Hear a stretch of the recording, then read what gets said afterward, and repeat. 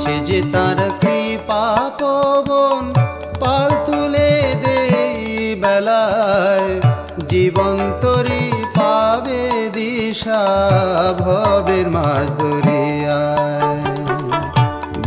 মাতৃ অনুধ্যান। স্বদেশী আন্দোলন চলাকালীন কোয়ালপাড়া আশ্রমে যেসব সাধু ভক্তেরা আসতো তাদের উপরেই পুলিশের নজর থাকত। মায়ের একনিষ্ঠ ভক্ত বিভূতিবাবুর সঙ্গে বাঁকুড়া জেলার ডেপুটি সুপারিনটেন্ডেন্টের পরিচয় ছিল। মায়ের আশ্রম যাতে পুলিশের সুনজরে থাকে সেই উদ্দেশ্যে তিনি ডিএসপিকে জয়রামবাটিতে এনে মাকে দর্শন করানোর ব্যবস্থা করলেন। পুলিশ কর্তা সব দেখে শুনে বিদায় নেওয়ার সময় হাসি মুখে মাকে জিজ্ঞাসা করলেন, এই সব অর্থাৎ পুলিশের সদা সর্বদা খোঁজ খবর করে, ভয় করে না তো? বিভূতিবাবু আগ বাড়িয়ে উত্তর দিলেন, ভয় করবেন কেন? কিসের ভয়? চারপাশে অনেক লোক দাঁড়িয়ে। পুলিশ সাহেব মায়ের মুখের দিকে চেয়ে আছেন। শ্রীমা তাঁর মুখের দিকে চেয়ে ঠিক একটি ছোট মেয়ে যেমন তার বাবাকে আবদার করে বলে, তেমনি সুমধুর স্বরে বললেন, হ্যাঁ বাবা, আমার ভয় করে।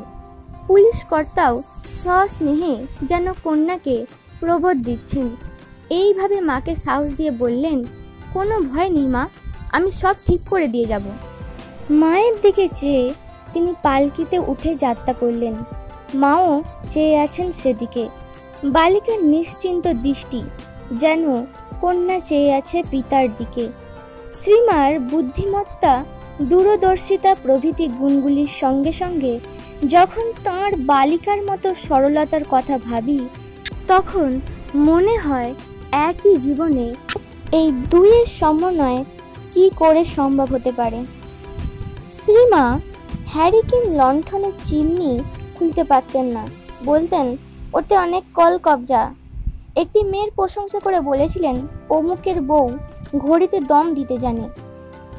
নিবেদিতার প্রদত্ত শ্রেষ্ঠ ভক্তি অর্ঘ্যকে শ্রী শ্রীমা কত সহজে সকৌতুকে গ্রহণ করেছিলেন।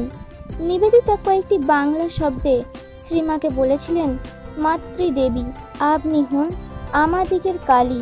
মা হেসে বলেছিলেন, না বাপু, আমি কালী হতে পারবো না, জিভ বার করে থাকতে হবে। তাহলে দেবীত্বের সাথে অতি সহজ মানুষী ভাবের অপূর্ব সম্মিলন। মাতৃ অনুধ্যানের আজকের এই পর্ব এখানেই শেষ করলাম এবং মাতৃ অনুধ্যানের দ্বিতীয় পর্ব দেখতে সাবস্ক্রাইব করুন RSMB টিভি এবং ভালো লেগে থাকলে অতি অবশ্যই ভিডিওটি লাইক এবং শেয়ার করুন। জয়তু শ্রীরামকৃষ্ণ।